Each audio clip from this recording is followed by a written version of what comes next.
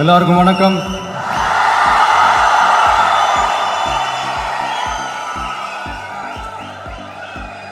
அண்ணல் அம்பேத்கர் அவர்களுடைய இந்த நூல் வெளியீட்டு விழாவில் கலந்துக்கிறது, அதுவும் இந்த முக்கியமான நாளில் கலந்துக்கிறது எனக்கு கிடைச்ச மிகப்பெரிய ஒரு வரமாக நான் நினைக்கிறேன்.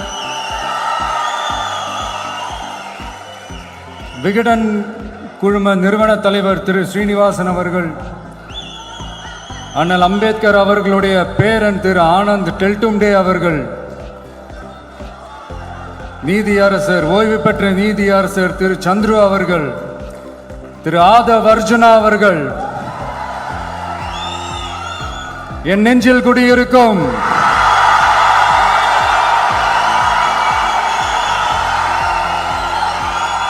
என்னுடைய நண்பா நண்பிகள், தோழா தோழிகள்,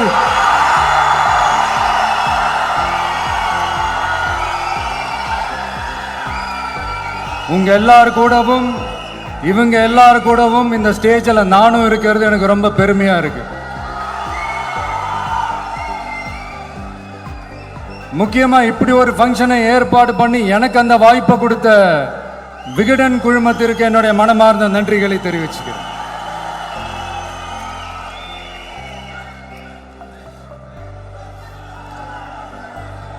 இன்னைக்கும் நிறைய பேர்கிட்ட உங்க ஃபேவரட்டான ஹாலிடே டெஸ்டினேஷன் எதுன்னு கேட்டீங்கன்னா நியூயார்க் சிட்டின்னு சொல்லுவாங்க. ஏன்னா அங்க போய் ஒரு 2-3 நாள் தங்கிட்டு வர்றதே அது ஒரு பெரிய ஸ்டேட்டஸ் ஆகவும் ஒரு பெரிய அச்சீவ்மெண்ட் ஆகவும் நினைப்பாங்க. ஆனா 100 வருஷத்துக்கு முன்னாடியே நியூயார்க்லாம் போய் அங்க உலக புகழ் பெற்ற கொலம்பியா யூனிவர்சிட்டிலலாம் போய் படிச்சு டாக்டர் பட்டம் வாங்கி சாதிச்ச ஒரு அசாத்திய மாணவர் ஒருத்தர் இருந்தார். அது கூட பெருசு இல்லை, அவர் எந்த சூழ்நிலையில அங்க போய் படிச்சு சாதிச்சாருன்றதுதான் மிகப்பெரிய விஷயம். அன்னைக்கு அந்த மாணவரை, நீ இந்த சாதியில பிறந்திருக்கிற, உனக்கெல்லாம் படிக்கிறதுக்கெல்லாம் தகுதி இல்லை, நீ எல்லாம் எதுக்கு ஸ்கூலுக்கு வர, அப்படி இப்படின்ட்டு அவர் வாழ்ற சமூகமே அவரை தடுத்துச்சு. அதையும் மீறி அந்த மாணவர் பள்ளிக்கூடம் போனா சக மாணவர்களுடன் சரிசமா உட்கார்ந்து படிக்க அவருக்கு அனுமதி இல்லை. தாக எடுத்தா தண்ணி கூட குடிக்க முடியல. அப்படி அத்தனை சக்திகளும் அவருக்கு எதிராக இருந்தது. ஆனா ஒரே ஒரு சக்தி மட்டும்தான், நீ படி, எத்தனை தடைகள் வந்தாலும் படி, தொடர்ந்து படி அப்படின்னு சொல்லிக்கிட்டே இருந்தது. அதுதான் அந்த மாணவருக்குள்ள இருந்த அந்த வைராக்கியம். அந்த சின்ன வயசுல அந்த மாணவருக்குள்ள எப்படி அப்படி ஒரு வைராக்கியம் வந்துச்சுன்னு நினைச்சு பார்க்கும்போது உண்மையிலே பிரமிப்பா தான் இருந்துச்சு. அந்த வைராக்கியம் தான் அந்த மாணவரை பிற்காலத்தில் இந்த நாட்டோட ஒரு தலை சிறந்த இன்டெலெக்சுவலா டிரான்ஸ்ஃபார்ம் ஆகிறதுக்கும் காரணமா இருந்துச்சு. எனக்கு தெரிஞ்ச உலக வரலாற்றிலே இப்படி ஒரு டிரான்ஸ்ஃபர்மேஷனை யாரும் பார்த்திருக்க மாட்டாங்க. அந்த மாணவர் வேற யாரும் இல்லை, நம்மளுடைய அண்ணல் அம்பேத்கர் அவர்கள் தான்.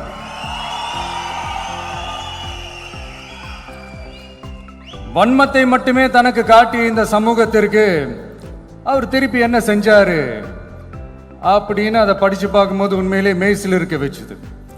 பிறப்பால் நாம் அனைவரும் சமம், நீ எந்த சாதியில பிறந்திருந்தாலும் எந்த மதத்தை பின்பற்றினாலும் சட்டத்தின் முன் நாம் அனைவரும் சமம் அப்படிங்கிற ஒரு உயரிய கோட்பாட்டை உறுதி செய்யும் நம் நாட்டின் அரசியல் சாசன சட்டத்தை வழங்கி நம்ம நாட்டில் இருக்கிற எல்லாருக்குமே ஒரு பெருமை தேடி தந்தவர். இன்னைக்கு ரிலீஸ் பண்ற இந்த புக்ல எல்லோருக்குமான தலைவர் அம்பேத்கர் அப்படின்ற அந்த புக்ல ஒரு 100க்கும் மேற்பட்ட கட்டுரைகள், நேர்காணல்கள் எல்லாமே இருக்குது. அதுல என்ன ரொம்ப யோசிக்க வச்சது அவர் எழுதின அந்த பயோகிராஃபி தான்.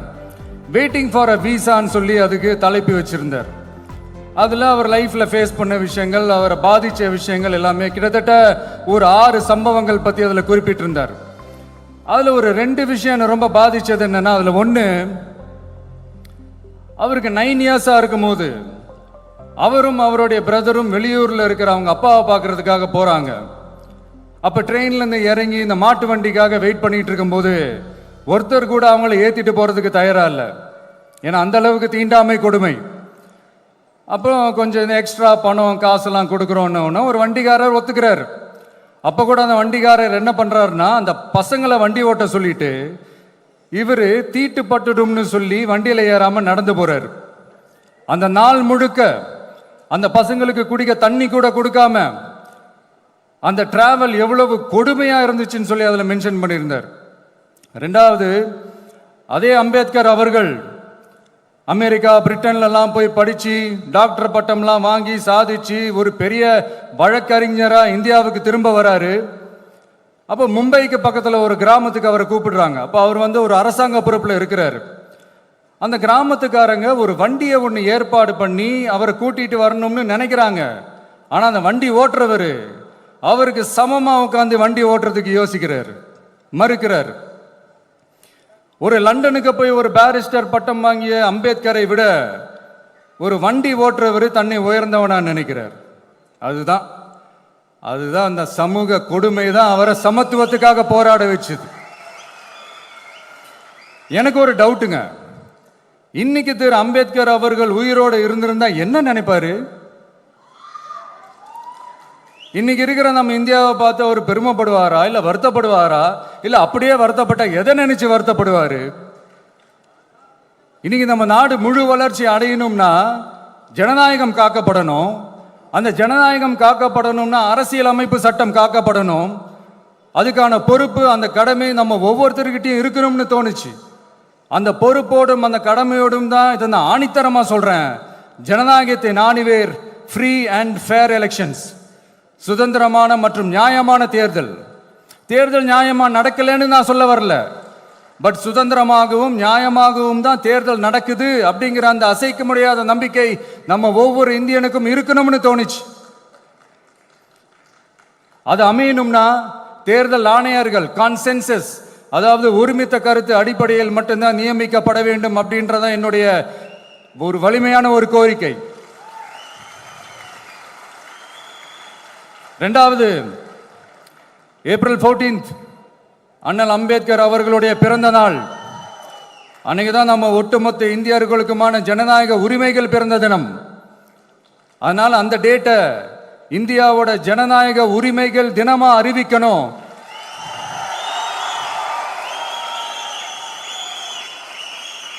அப்படின்றதா என்னுடைய இன்னொரு தாழ்மையான ஒரு வேண்டுகோள். அது இந்திய ஒன்றிய அரசிடம் நான் முன்வைக்கிறேன்.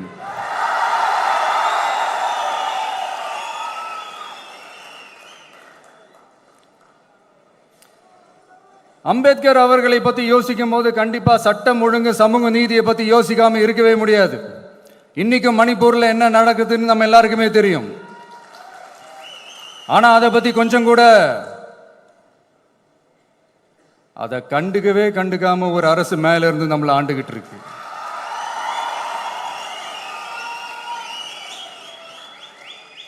சரி, அங்கதான் அந்த அரசு அப்படி இருக்குன்னா இங்க இருக்கிற அரசு எப்படி இருக்கு?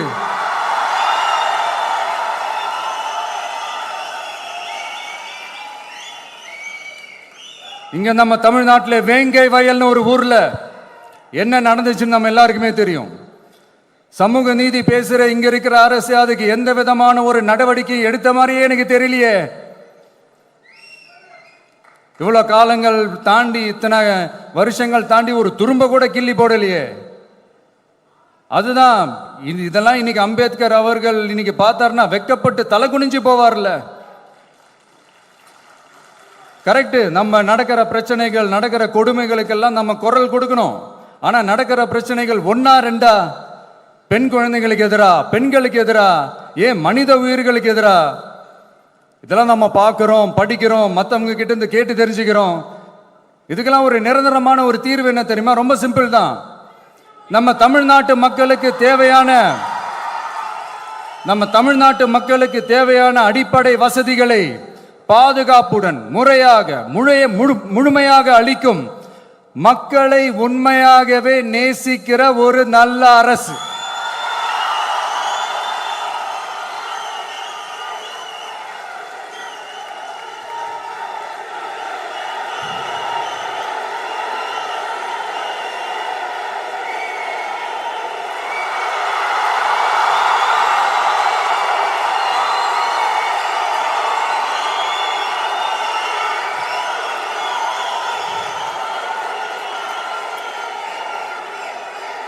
அதான் சொன்னேன், இது அமைஞ்சிட்டாலே போதும், அதான் ரொம்ப சிம்பிள்னு சொன்னேன்.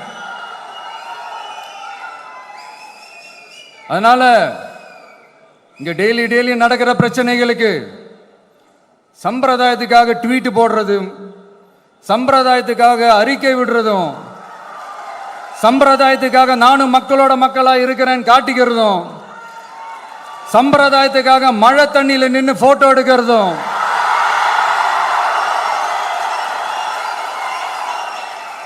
எனக்கு அதுல கொஞ்சம் கூட உடன்பாடே இல்லை. பட் என்ன பண்றது, நம்மளும் சம்பிரதாயத்துக்காக சில நேரத்தில் அந்த மாதிரி செய்ய வேண்டியதா போயிடுது. அதாவது நான் என்ன சொல்ல வரேன்னா, மக்களோட உரிமைகளுக்காகவும் அவங்களோட உணர்வு பூர்வமாக இருக்கணும். என்ன ஒவ்வொருத்தரும் அவங்க குடும்பத்தில் ஒருத்தனா நினைச்சிட்டு இருக்கிற அவங்க தமிழ்நாட்டில் அவங்களுக்கு எங்க என்ன பிரச்சனை நடந்தாலும் அவங்களோட உரிமைகளுக்காகவும் அவங்களோட உணர்வு பூர்வமாக இருப்பேன். எப்பவுமே அப்படிதான் இருப்பேன்.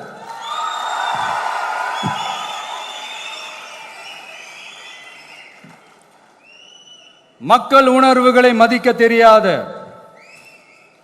மக்களுக்கு அடிப்படை சமூக நீதியான பாதுகாப்பை கூட உறுதி செய்ய இயலாத, கூட்டணி கணக்குகளை மட்டுமே நம்பி இருமாப்புடன் 200 வெல்வோம்,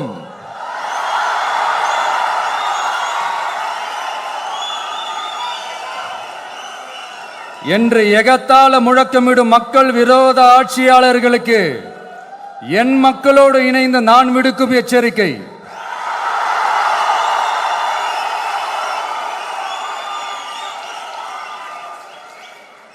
நீங்க உங்களோட சுயநலனுக்காக பல வழிகளில் பாதுகாத்து வரும் உங்கள் கூட்டணி கணக்குகள் அனைத்தும் 2026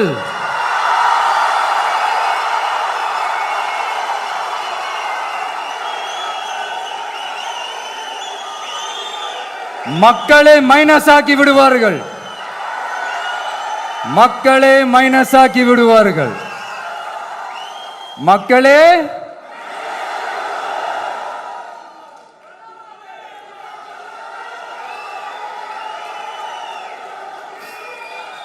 எனக்கு இந்த வாய்ப்பு கொடுத்த விகடன் குழுமத்திற்கும் வந்திருக்கும் பெரியோர்களுக்கும் சான்றோர்களுக்கும் மீண்டும் என்னுடைய வணக்கங்கள், மீண்டும் என்னுடைய நன்றிகள். கடைசியா ஒரே ஒரு விஷயம், விடுதலை சிறுத்தைகள் தலைவர் திரு தோல் திருமாவளவன் அவர்கள்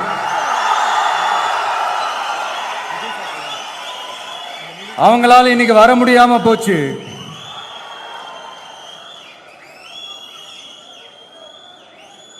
அம்பேத்கர் அவர்களுடைய புத்தக வெளியீட்டு விழாவிற்கு கூட அவரால் கலந்துக்க முடியாத அளவிற்கு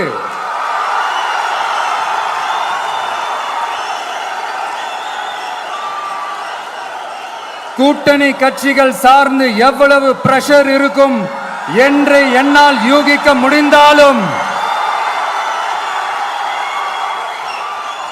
நான் இப்ப சொல்றேன், அவருடைய மனசு முழுக்க முழுக்க இன்னைக்கு நம்மளோட தான் இருக்கும்.